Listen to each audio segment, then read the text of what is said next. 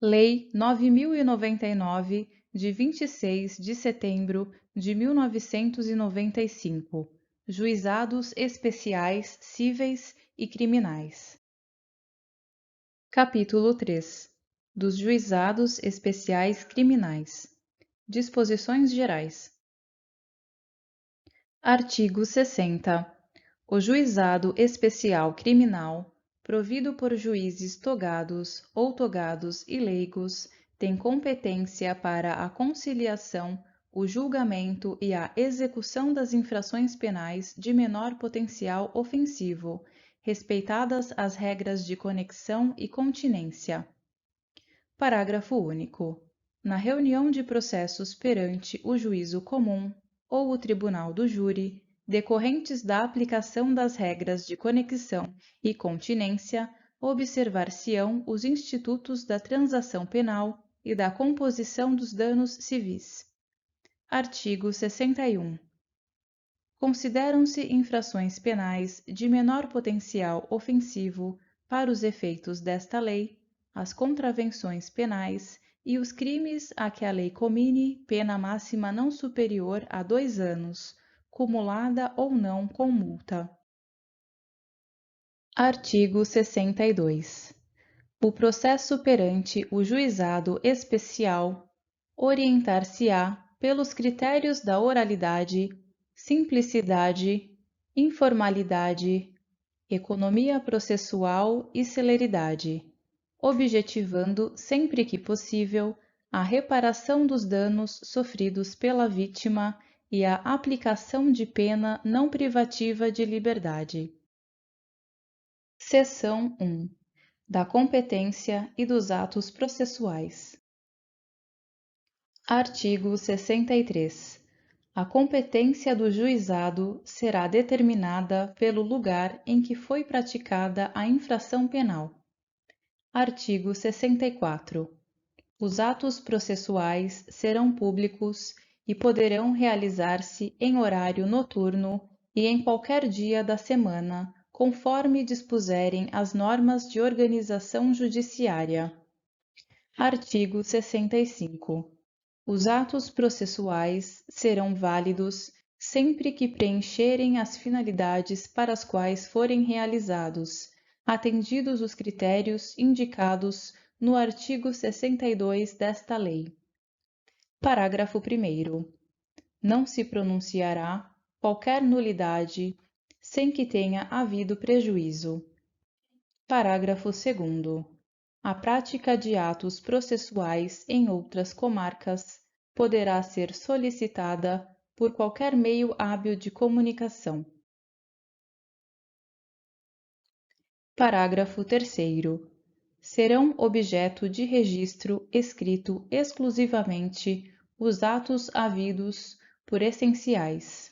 Os atos realizados em audiência de instrução e julgamento poderão ser gravados em fita magnética ou equivalente. Artigo 66. A citação será pessoal e far-se-á no próprio juizado, sempre que possível ou por mandado. Parágrafo único. Não encontrado o acusado para ser citado, o juiz encaminhará as peças existentes ao juízo comum para adoção do procedimento previsto em lei. Artigo 67. A intimação far-se-á por correspondência, com aviso de recebimento pessoal ou, tratando-se de pessoa jurídica ou firma individual, mediante entrega ao encarregado da recepção, que será obrigatoriamente identificado, ou sendo necessário, por oficial de justiça, independentemente de mandado ou carta precatória, ou ainda por qualquer meio idôneo de comunicação. Parágrafo único. Dos atos praticados em audiência, considerar-se-ão desde logo cientes as partes, os interessados e os defensores. Artigo 68. Do ato de intimação do autor do fato e do mandado de citação do acusado, constará a necessidade de seu comparecimento acompanhado de advogado, com a advertência de que, Na sua falta, ser-lhe-á designado defensor público. Seção 2. Da fase preliminar. Artigo 69. A autoridade policial que tomar conhecimento da ocorrência lavrará termo circunstanciado e o encaminhará imediatamente ao juizado, com o autor do fato e a vítima, providenciando-se as requisições dos exames periciais necessários. Parágrafo único. Ao autor do fato que, após a lavratura do termo, for imediatamente encaminhado ao juizado ou assumir o compromisso de a ele comparecer, não se imporá prisão em flagrante, nem se exigirá fiança. Em caso de violência doméstica, o juiz poderá determinar, como medida de cautela, seu afastamento do lar, domicílio ou local de convivência com a vítima. Artigo 70.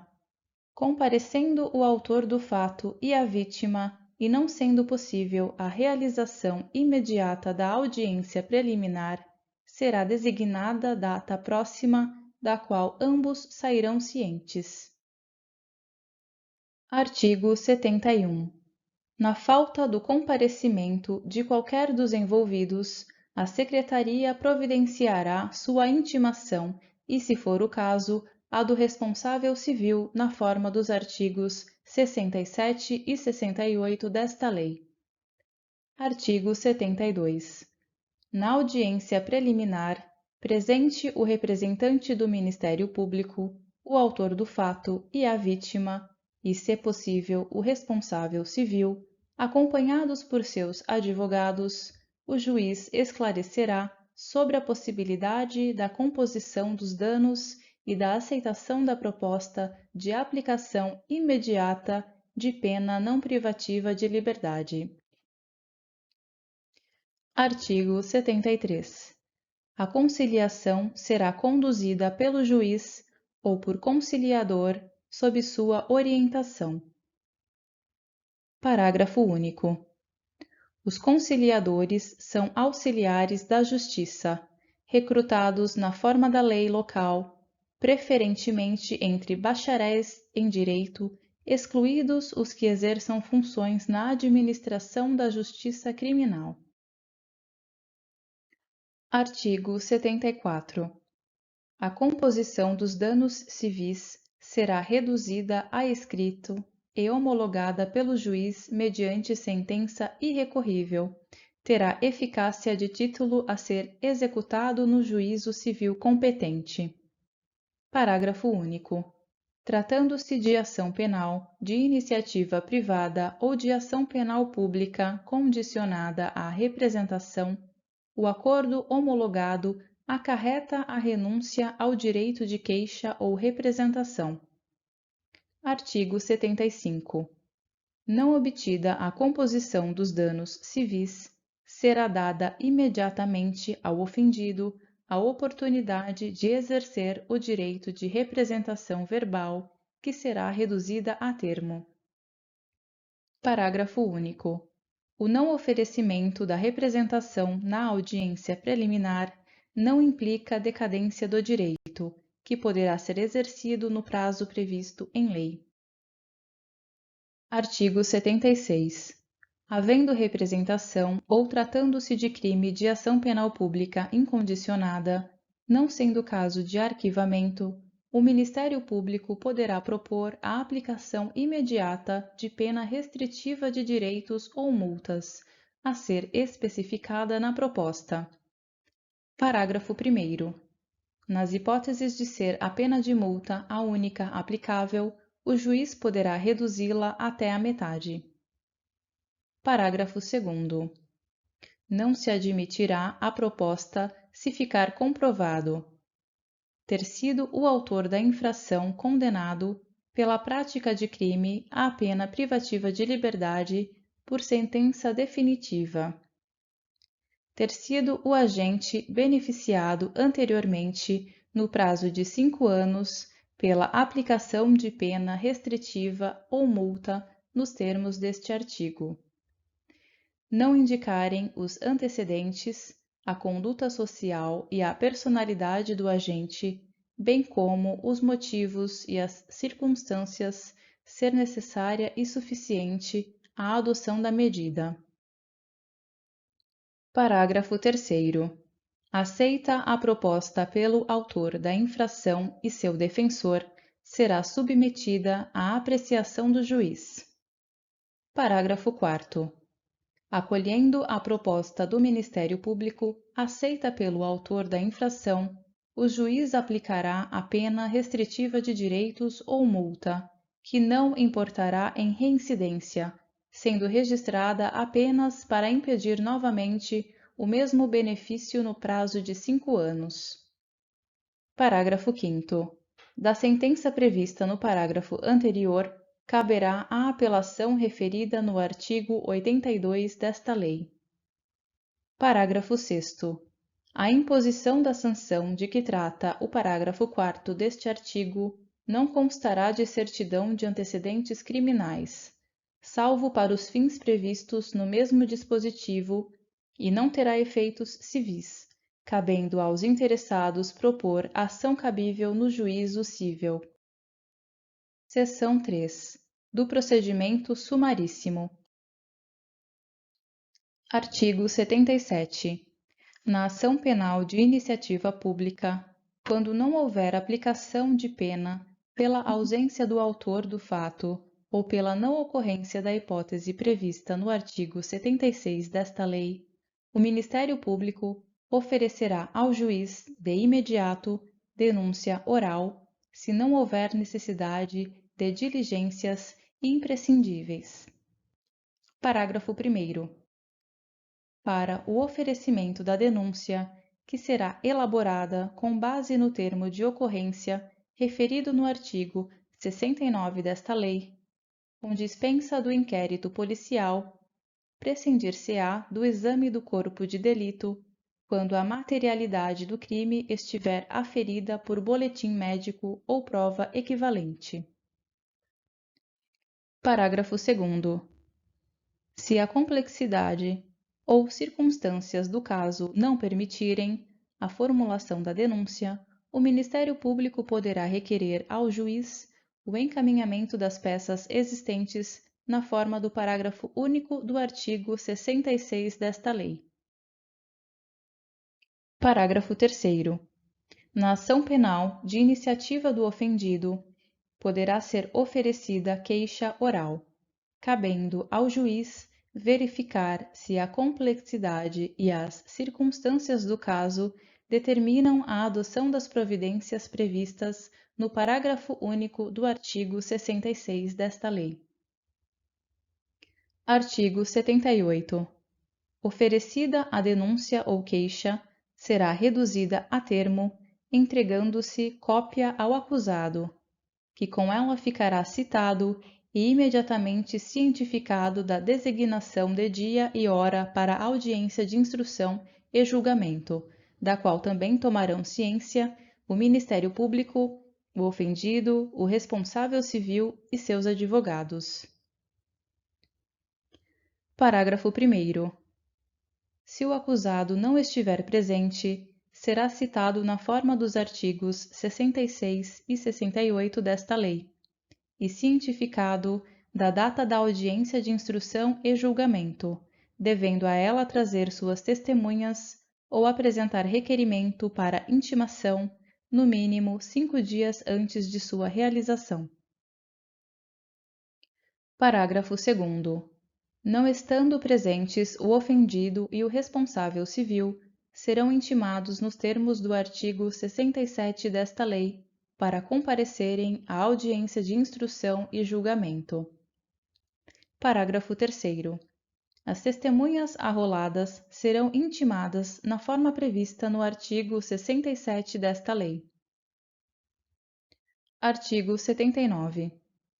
No dia e hora designados para a audiência de instrução e julgamento, se na fase preliminar não tiver havido possibilidade de tentativa de conciliação e de oferecimento de proposta pelo Ministério Público, proceder-se-á nos termos dos artigos 72 73, 74 e 75 desta Lei. Artigo 80. Nenhum ato será adiado, determinando o juiz quando imprescindível a condução coercitiva de quem deva comparecer.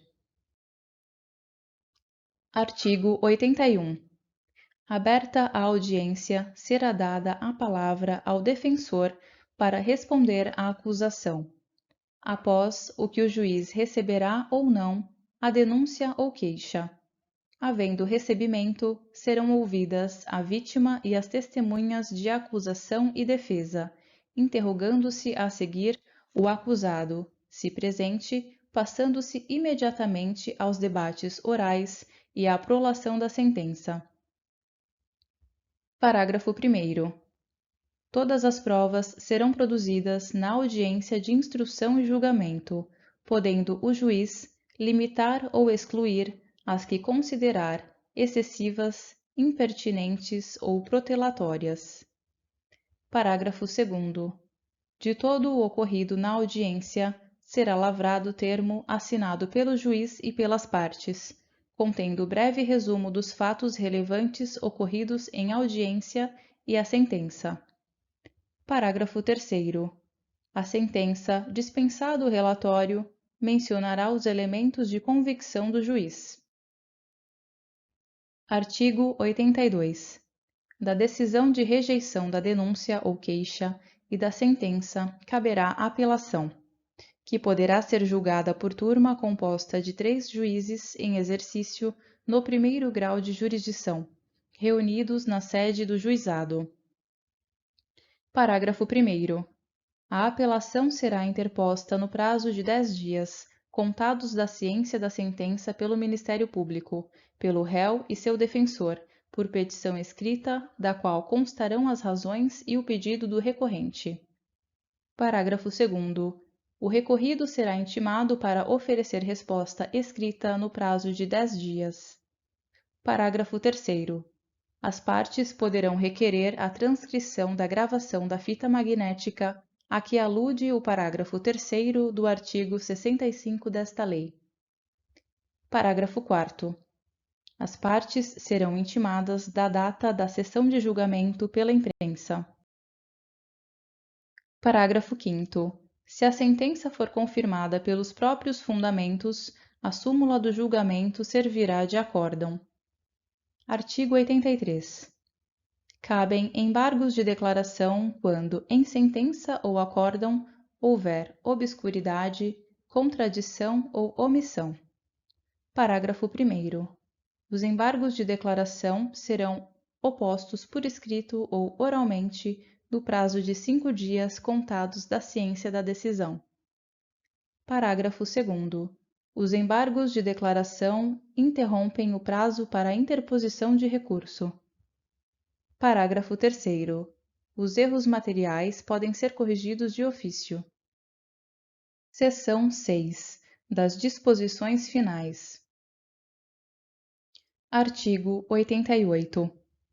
Além das hipóteses do Código Penal e da legislação especial, dependerá de representação a ação penal relativa aos crimes de lesões corporais leves e lesões culposas. Artigo 89.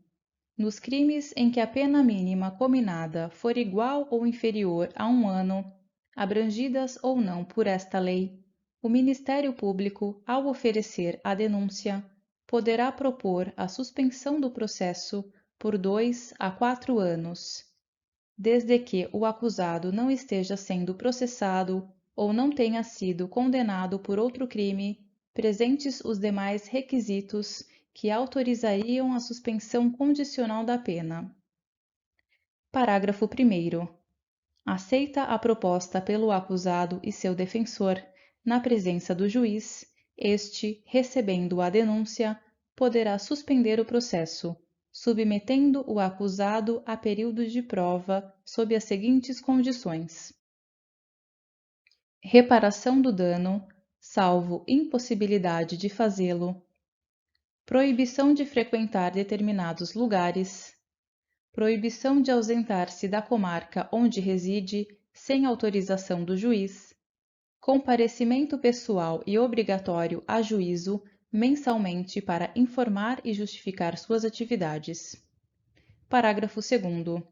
O juiz poderá especificar outras condições a que fica subordinada a suspensão, desde que adequadas ao fato e à situação pessoal do acusado.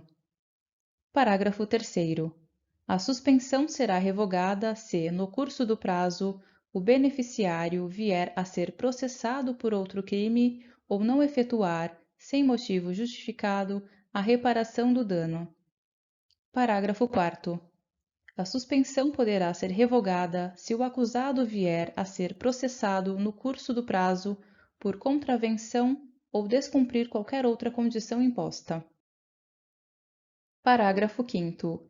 Expirado o prazo sem revogação, o juiz declarará extinta a punibilidade. Parágrafo 6º.